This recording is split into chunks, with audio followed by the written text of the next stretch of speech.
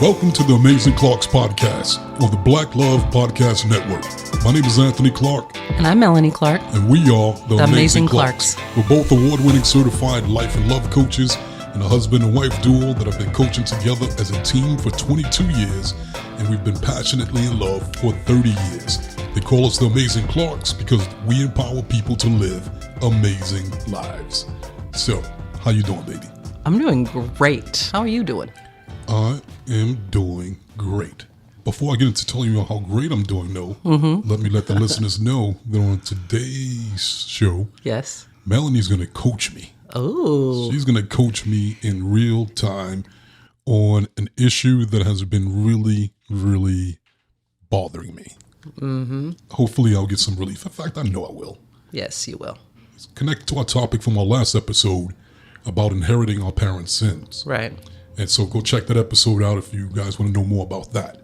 But before we get to that, let's do some more catching up with the Clarks. Yeah. All week. Mm-hmm. I felt like I had like writer's block, or after our vacation and taking time off, it kind of took a while to get back into the swing of things. Yeah. But now the momentum is there, baby, and I'm just rolling, flowing, loving it. Me too. I'm in an awesome flow. I'm manifesting money like crazy. I love to manifest some money. Nice. It is one of my favorite things. We'll have to do a podcast on manifesting money. It's always a good thing. Yes, it's so much fun. I enjoy manifesting way more than I enjoy working hard. So it's my jam. Super happy about that. So this week I had an interesting experience. One of the team members, when I was doing team meetings in Beverly Hills, one of the team members was telling me someone kind of attacked her at a party, and that normally she would have just went off, like she would have just went in. It would have been just a throwdown fight.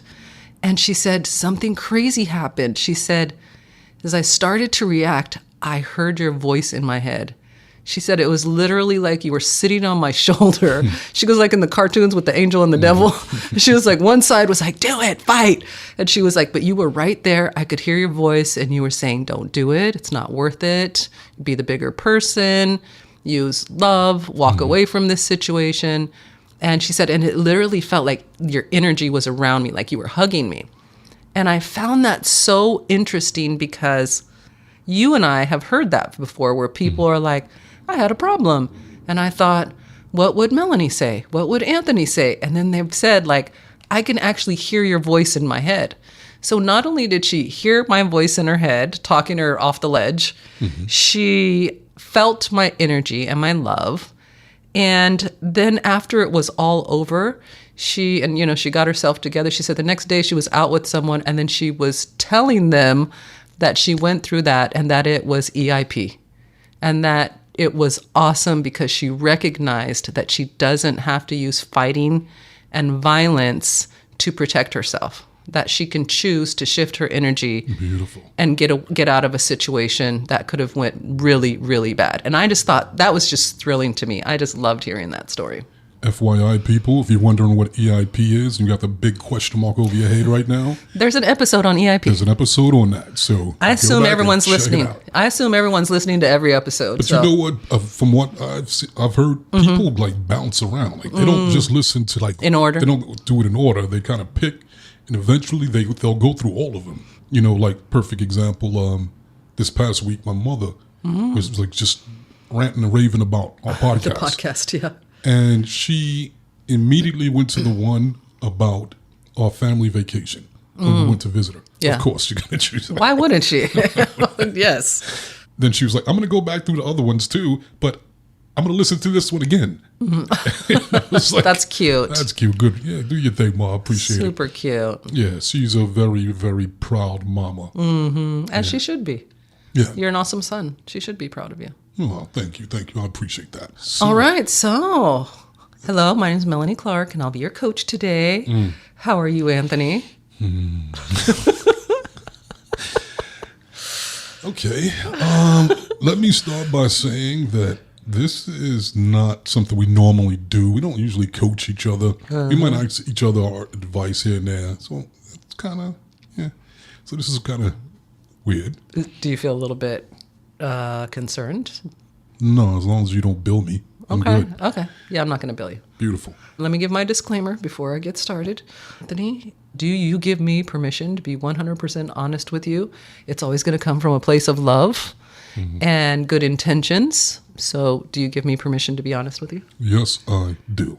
All right, perfect. So, on our last podcast, when we were talking about inheriting your parents' sins, you said that there was something that's been bothering you for a few days, and then you said it's actually been bothering you for years. What is bothering you, and how can I help you? When we talked about inheriting our parents' sins, and it made me think about my father. So my father was not there when I was growing up. Right. In fact, the first time I saw him personally was when I was about 16. Okay. And I had never seen a picture of him in anything. And my mother and I, we were in Manhattan, we were shopping, and she was in a crowded store, and I was with her. And I just wanted to go outside and get some air while she was in line. So I went outside, and I'm standing out there, and it's crowded, Manhattan, you know, busy. And this guy passes by. And my spirit immediately said, "That's your father." I ran into the store. My mother was online. I was like, "Mark, come here. And she was like, "I'm in line. What are you doing?" I literally pulled her out of line and pulled her outside. She's like, "What the hell are you doing?" And I pulled her outside and go, "Is that my father?" And she looked at him and was like, "Holy crap, that's your dad." And so she called him over, and he came over, and we started trying to reconnect. No, he was trying to reconnect. But I wasn't having it because growing up, everything that I'd heard about him was that he didn't want to be around. He abandoned me, and it really hurt. So whenever I thought about him, I was always angry. Right. But deep down inside, there was nothing that I wanted more than to have my father there. Right.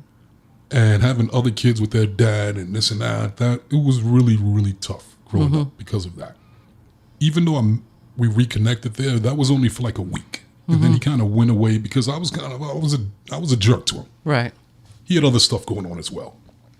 So fast forward, I get a phone call from him, and I'm about 35? By now, I was in a different place in my life. I was spiritual. I was a man. Right. Had life experiences. And so when he called, he immediately started crying. He was like, "Anthony, this is your dad, and I'm so sorry I wasn't around, and I had life, and I was going through a bunch of stuff, and I told him, you know what? Hold up right there. You're a grown-ass man.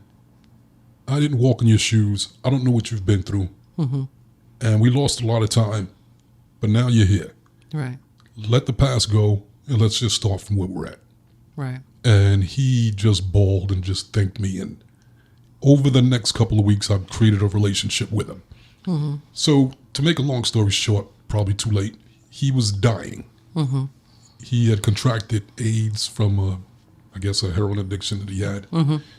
And he had been in prison and out of prison. And originally, his addiction came from when he was in Vietnam. So I think that's where he got hooked. He was in the military. Right.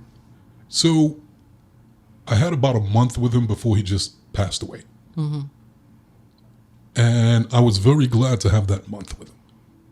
Now, inheriting your parents' sins, which is basically saying that the thing that bothered you about your parents, when you hate it, you're angry about it, it ends up becoming your issue too. Right. You download it. It becomes yours. You inherit it. And that's kind of what happened with me. So now let's go back to my story about the twins in my first marriage. So just tell me, what was the sin that you inherited? The sin was that a father not being present, and it turned out that he was absent, not because he didn't care or Right. didn't like me, but from his perspective, he was not allowed to see me. So there was a whole nother story. Yeah, there was a whole nother storyline going on. Right. That was his reality. Right. Which was different from the reality that you were part of. We'll just say that. Right. So growing up, I'm thinking that he didn't want to be with me. That's why he abandoned me. But come to find out, that wasn't the story. Right. There was a reason that he wasn't around me. Okay. He wasn't allowed around me. Okay. and he desperately wanted to be around me from his perspective. Okay. So then it took me back to my story with the twins. Mm-hmm. In my first marriage, I married my first wife because she was pregnant with twin boys, and they ended up not being mine. After 4 years, I found out they weren't mine. Right. And even though they weren't mine, I still loved them. Mm-hmm. And I was connected to them. They were my boys. Mm-hmm. I continued to see them even after all of it came out, and even after we got divorced, I still was spending time with them. Right. But then it started to get really complicated, and basically she put me in a situation, a mother, that was like, you can't see them anymore. Mm-hmm.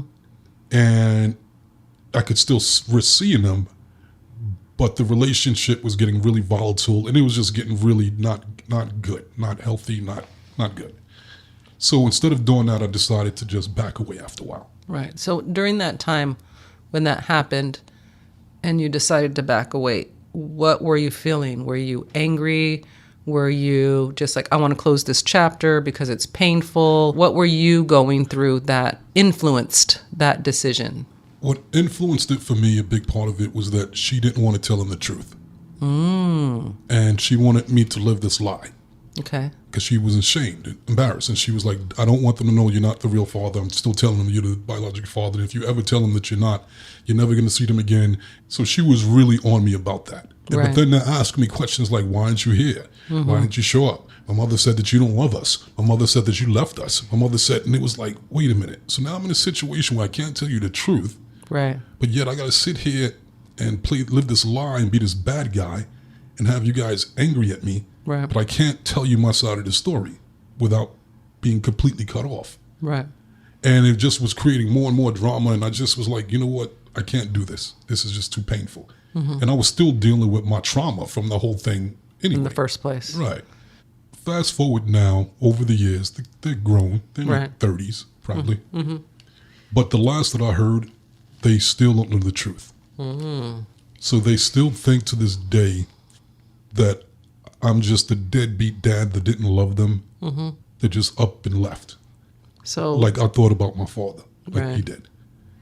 And so the thought of them thinking that, over the years, I kind of tried to ignore it. Like, don't pay attention to it. Don't pay attention to it. Just keep living your life. Keep moving forward. But it's starting to catch up to me, and I'm not feeling good about it. It's like, I think I'm getting to the point where I need closure. Mm-hmm. And I need to contact them, reach out to tell them my side. Right. And regardless of how they react to it, right. I would love for them to be understanding, but I realize that they could be angry and not buy it because they are probably still really loyal to their mother. That's as it should be. Right. So a part of me is like, maybe you should just leave it alone. But then there's that other part that's like... Well, let me ask you this. Right. Are you willing to reach out to her and talk to her and see what she's told them at this point? Maybe now that they're adults, maybe she has actually told them the truth. I'd start with her. How do you feel about that? I have a lot of resistance with that. And maybe I'm basing on who she used to be and how things used to be with us. Mm-hmm. And she was not someone that you could have those conversations with. Right. I mean, she could have changed, but that my spirit's like going, that's not going to be the best route. So you want to go directly to them. Right. And then I don't know if I could trust her enough. You know, there's not a lot of honesty between. It's not good. Okay. So if you could consciously create the outcome that you want, how would you like it to play out? I would love to be able to reach out to them and for them to want me to reach out to them and to be happy I'm reaching out to them and to give them an understanding of what happened. Right. Especially if they don't have the truth yet. Mm-hmm. And I don't want to go and make their mother look bad and humiliate her and be like, so it's not like that type of thing, like your mother did this and that. But I just don't like the thought of them feeling like I did with my father growing up. You want to clean up the energy. Yeah. And their vibration so that they don't pass it down, right? So that they don't have the same energy. And then even I found myself like, look them up online on Facebook. And it's like, I can't do it. It's like, it's still too painful. But then, like I said, there's a part of me that's like, okay. So I asked Spirit to like, you know what, show me which path to take, and I'll take it when the time is right. But I just wanted some some other perspective, some of your perspective from you. And like I said, that's not something, as you know, I don't really talk about. Right. You know? Let me ask you this. I'm just going to pick around a little bit, okay? So when it comes to this topic and you look back on the past and you look back on your decisions and your actions in it, not her, not about them, are you at peace with yourself? Definitely, yeah. Okay. So if you're at peace with yourself, then it's just a matter of having the conversation. I think with your dad was not at peace with himself. He was not at peace with the decisions that he made and the choices that he made. That's the difference. You consciously made this decision, and the decision was made for their well-being. Because I remember when you made this decision, and it was confusing for them. And also, if you don't remember, she got remarried, and he wanted to adopt them and be their father, and they were having a hard time adapting to him because you were in the picture. Yeah. And so you decided to back out so that they could have a mom and a dad and be adopted by him. So I think when you think about this, you have to kind of go back and remember, like, I did this out of a pure heart, good intentions, and not to hurt them. And I just want to be able to communicate that to them. Yeah. You know? You know, I think that my biggest, well, I should say, it's a fear. I'm definitely out of alignment with it. And that's why I've been giving it time so I can get back in alignment with it. If they don't forgive me, if they hold on to that anger, if that anger's there still, and if they hold on to it, and if they, because it can go either way. And even though I would have closure, man, that would suck. And that's like, it may not be another shot. So it might be like you get one shot, and whatever happens, you got to live with. So it's like, I think I'm just waiting for my spirit to show me when. And I don't want to rush it. Right. And I really want to make sure that, you know, I'm in alignment, in a good place with it. Yeah. I'm going to offer you this. Be aware of giving so much value to their thoughts about you. That's holding you back from communicating. And here's the thing. Other people's thoughts of you are going to have to be filtered through their life experience. They're going to filter their thoughts about you through what they know. But you have the opportunity to give them more information and then give them time to process it and be able to see it differently. But if you don't give them that information, you're actually helping them to keep the thoughts that you did something wrong. And if you need their approval or need their acceptance, you're saying to yourself that what they think of me is more important than what I think of me. So I would say just be powerful in it. You're very powerful. You have very powerful energy, and just get your energy right and set the intention. Like, I want to make sure that they have all the information about what happened. So moving forward, they have a brain file in their filing cabinet that came from me, directly from me. And what they do with that is up to them and their spirit. I don't get to control that part. But what I do have control over is how the file about me gets deciphered. And I would do it from there. Because if you don't, you miss your chance, whether they accept it or not. Right. I agree. And that's why I've been taking my time with it. Because I really want to be in alignment, like I said. And it's one of those things where it's like, even though that the fear of like, oh, what if rejection. It goes bad? Yeah. And then there's even a little voice in my head like, do you really have the right to just come into their life and do that? Is that fair? Maybe they, they're fine. Maybe they took time. It took them a while to get over it. And then for me to go back and be like, hey, so these are just the little things that come up. But ultimately, I realized that I have to do it because if I don't have closure, I'll never have peace. Right. And I'll always wonder what if. What if? Let me ask you this. Did your father have the right to come back into your life and tell you his story after all those years? Yeah, the timing was perfect. Yeah. But if he would have done it earlier, it might not have been so perfect, Yeah. Do you have regrets that he did it? Do you wish he didn't do it? No, I love that he did it. I'm glad he did it when he did it. Okay. I'm glad he didn't do it too early, because it would have been like, no, I don't want it. Did it help you? It would definitely help me. Yeah. It helped me to realize how EIP it was that he wasn't there, because it helped me to become the father and the kind of man that I am. I'm my own man, Right. you know, and I think that really benefited me. Right. So, And you're a great father to our kids. And so I actually think that your father showing up and telling you his story cleaned up a lot of your energy and made you a better father, because you didn't have that pain that you were carrying around anymore. You know? yeah, makes So, sense. okay, how about this? You know I love law of attraction. So why don't you do some meditations on attracting them?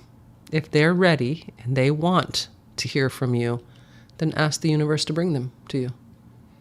That's what I would do. Yeah, I like that.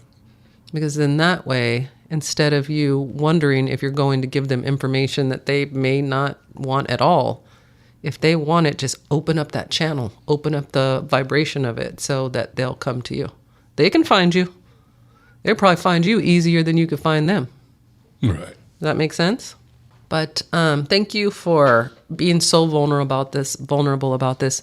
Do you feel better talking about it? Definitely. You know, I needed just some more confirmation. Yeah, follow spirit, and it's just a matter of time. But yeah, it's an interesting one. And you know, actually, I think something that might have triggered it. This, especially like over the last couple of days. Right. It's that when my mother reached out and told me that I'm getting some inheritance from that side, from my father. From your father's side of the family? Yeah, from the family. It brought it back up to the surface again. Like, wow, okay.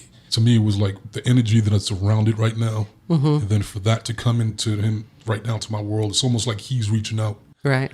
Besides life, it's like the only other thing that I'm getting from him that I haven't got. Right. It's like, Let me ask you a question. Let's play a little game, Anthony. life's a hell of a journey. Yes, it is. Let's play a little game. Let's kind of clear up some of the energy around this for you. How would you like it to work out in a perfect world? In a perfect world, I would like for them to be happy. I reached out. I'm not trying to insert myself in their life, like going, hey, let's read. Wait, we're playing in a perfect world. Right. Don't go So negative I'm on being me. in a perfect world. Okay. Just being honest. Okay, good. Just to have them have answers if they have been needing the answers. Just for them to be happy to hear from me. That's just it right there. I really don't feel like, oh, I want more. I want to go, play catch with them and all that stuff. Right. They got their lives. They're grown ass men. They're doing their thing. Right. It's just making peace. And if they wanted more, no problem. Great. That'd be great too. But I just want to, that part is the most important thing to me. I'm going to help you with this because I could tell your thoughts around this are really heavy. That was not a perfect world that you described. You described, maybe if, so we're going to do it together, okay? How about this? How about, since you've been focusing on this, they've actually been thinking about it too. And they've started looking you up. And they're very excited to know that you're alive and that you are doing great things in the world, because you are. And they're excited to reconnect with you. And they have great memories of you, and they had a lot of fun with you.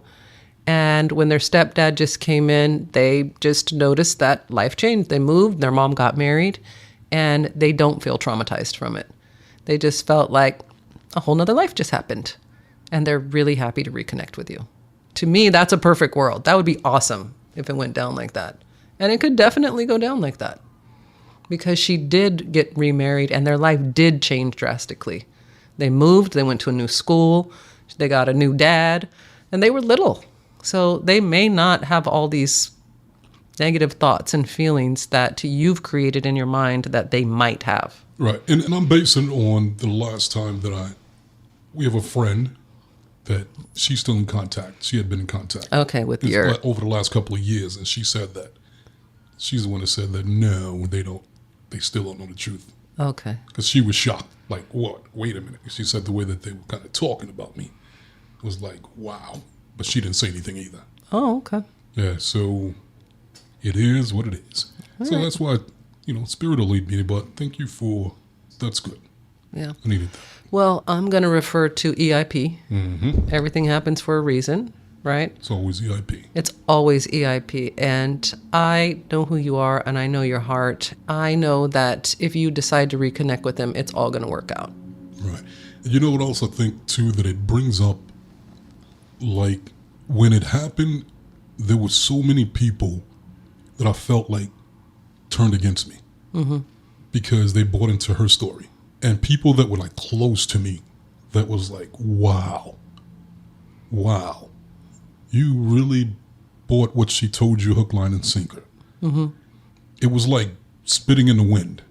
And everything I tried to say, and everything time I tried to go, no, wait a minute, this is what, and it was just like, nope, and nope. And it got to the point where it was just like, you know what?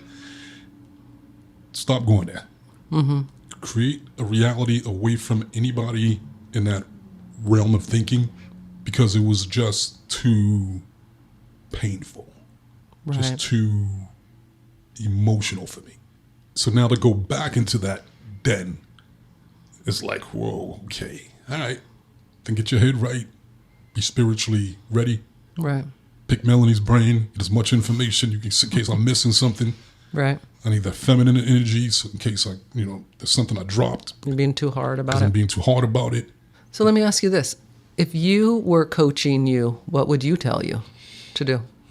Honestly, I'd tell myself to do exactly what I'm doing. There you go. Go to spirit and then just wait until you get in alignment. Play with different perspectives. Wait for the inspired action. Yeah, wait for the inspired action. Exactly. Inspired action. And that's what I'm waiting for. And actually talking to you about it actually moved me a couple of inches closer. Okay. So I also, if I were you, I would start, I know you're not a big meditator, but you meditate in your mind all the time. I would start talking to them in my mind and making peace with it in my mind if I were you, because of entanglement. You're still connected to them energetically. And so if you start talking to them and sending them love, the energy will feel different to you. What do you think about that? that sounds good. I'll play with that. Does that feel comfortable for you? I'll play with it. Yeah. One more thing. You've said a couple of times that there's pain. It was so hurtful and so emotional. Have you held on to that? Have you done any work around that? Do you feel like you need to do more work around that? Because I've been away from it for so long, and it hasn't been a part of my reality for so long, I haven't had to put energy and thought into it. Okay. So it's like something that just resurfaced. Okay. So it popped up on you. Yeah. And then it was like, it was that pantry thing again. So it was something that was in the pantry that was way in the back that I really didn't You didn't know notice. was there. Yeah. And then now it's just coming to the front. And it's like, oh. And with that, those old emotions and those old thoughts are coming back. So it's like processing them again. So it just kind of caught me off guard. I think you just need to get clear on the outcome that you want, and you got to release some of the pain. Like, I could feel it. I can feel that you're still holding on to the pain, which is why I asked you if you feel okay with your decisions, because generally we hold on to pain when we're kind of hard on ourselves or judging ourselves or we think we did something wrong.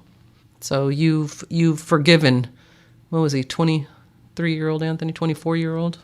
You know what? I didn't forgive him because I don't feel like there was anything to forgive him for. Okay.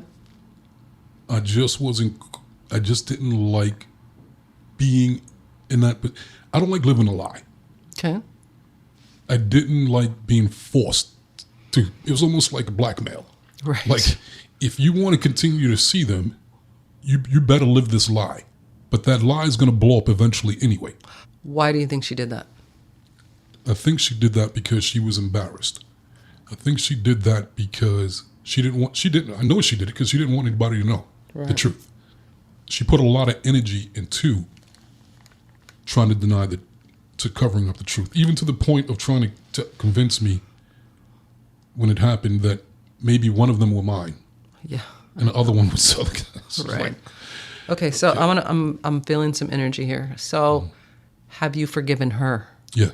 Okay. Where do you think she got that from? Do you think she inherited her parents' sins in that? I'm sure to some degree. Yeah. All right. So she comes from a family that really values what people think. Mm-hmm. Is that important to her? Oh, yeah. So was it really more about her? Those were her parents' sins she was inheriting.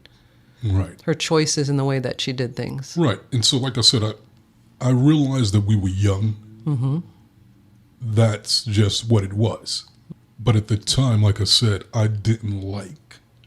It was very hard for me. For one, not only dealing with losing, losing my kids and not being a biological father, but then all of a sudden, she talked shit about me all the time to them, all the time. Mm-hmm. And they would constantly come back and be like, my mother said you this. And it was like, okay, this is getting really bad. Right. But yet I can't say anything because if that was a threat, like if you say something, then you're not going to see it anymore. But if you keep them in the line, you're not going to see it anymore. Right. And so it felt stuck. And when it just got really bad, as you remember, then that's when I just backed off. I was like, I can't do this anymore. And even that was hard. Right. Backing off and not being there anymore for them. That was the trauma. So it's like I said, it's just going back to that again. And I'm going back to it now with new eyes. I'm not the same person I was back then when I first dealt with it. Not at all. So now that's why I'm picking it apart so much now. Like, okay, let me analyze it with my new eyes and my consciousness and spirituality and energy and being honest about what I'm experiencing. It sounds like you've already decided what you want to do or not do. Mm-hmm. So there's not much more coaching I have for you, my friend. Because that was good. That was good. Thank you very much. Did you get what you needed? I got what I needed. And my conclusion now is, yes, I will contact them. Yay. When? To be determined. I got to let Spirit play with that some more. Right. But I know when it's time, Spirit's going to guide me and get me there perfectly. But ain't that some shit, huh? Inheriting your parents' sins, man. It's like, I judged my father for that, and then life said, really? Yeah, buddy? You're going to do it too. Let's put you in that position. See how well you do it, Mr. Judgy. Mm-hmm. Mr. Judge Man. You have awareness of it, and you're working on it, and most people don't even know that this is a thing. They don't even know that they're doing it. Mm-hmm. So I just appreciate your awareness. I'm just going to make a prediction. I think you are going to see them, and it's all going to work out. That's my prediction. I agree with you. That's the energy I feel around it. I like that story. And I actually, energetically, I feel like they want you to. The reason you're feeling it now and it's coming up for you is because their spirits are asking for it. That's what I feel. Very, very strongly. I like that. Yes. So I'll run with that. That is my take on it, my love. Well, thank you so much for sharing that with us. I just want to say this to you. You know, there are a lot of men that things don't work out in relationships and they're away from their kids that really want to be with their kids. And we don't always get to hear those stories. It always looks like from the outside that they just don't care or that they don't want it. And that's not necessarily true. So thank you for letting us inside of how you feel, to understand that you just felt trapped in the situation and you did the best that you could in that situation. And I'll share with you, my dad was kept away from me when I was growing up, and I had long conversations about it with him. And he shared something very similar with me. Like, he wanted me. He wanted to see me. He wanted to be around me. But back in those days, if women and men broke up, the women was like, that's how they got back at the men. I'm not going to let you see your kid unless you do what I want you to do. There was a lot of that, and he went through that, and it was very, very painful for him. So I have a lot of compassion and empathy for what you're going through, because I know it's painful. And I appreciate you sharing it with our listeners, because I'm sure there are plenty of people out there going through the same thing. Yes. Got to close those chapters, people. So I'm looking forward to seeing them. So how do you feel about it? I feel... Because you were there throughout a lot of that. Yes. That time. How do I feel about it now, or how did I feel about it then? Even then and now. Honestly, I thought you should have fought her and stayed in their lives, like, at the time, but I didn't feel like it was my place to tell you that. I felt like you should have been like, I don't care what she's doing or what she say. I love them, and I'm going to continue to be around them. I don't care. But I could see you were in pain, and that wasn't your perspective, so it wasn't my place to tell you. We weren't married, Anthony, so I was a girl you were dating, just watching you figure it out. How do I feel now? I feel like so much time has passed by that I would like to see that energy be cleaned up. And I would like to see them. I loved them. I got to be around them. They came and stayed at my house and spent the night with my son. and I loved them. And I had decided that I loved you back then, and they were yours, so I loved them. So when we stopped seeing them, I felt it. I felt it. And I don't know if you remember this. When I would go get them and spend time with them, pick them up and let them stay with me, she started like coming back at me. You know what?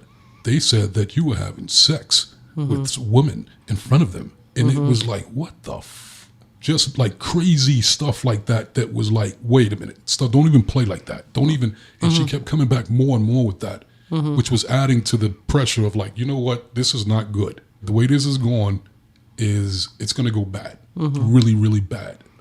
And that was another part. I didn't want to get too much into that, but that was another part, reason why I backed away. So you didn't feel safe. You felt like she was trying to get leverage over you. Yes. Felt like there was nothing that she wouldn't do, that she was capable of doing a lot of, as you remember back then. Yeah. All right. Well, thank you for coaching me. I don't do that very often. No, you do not. No. We do not coach each other generally. No, we don't. So thank you for trusting me with that. No problem. Was I easy on you? Yeah, you were easy on me. Okay, good. I appreciate it. That's what you needed. Yes. So, on that note, yes, I think we're done. I think we're done. I think we're done, people. Yes. Well, I want to thank you, listeners, for being part of my therapy. And I'll keep you guys updated as far as what moves I make. But I feel good. Good. That's the important thing, is to get yourself in alignment. So if you feel good, I feel good. I love you. Yeah, I love you.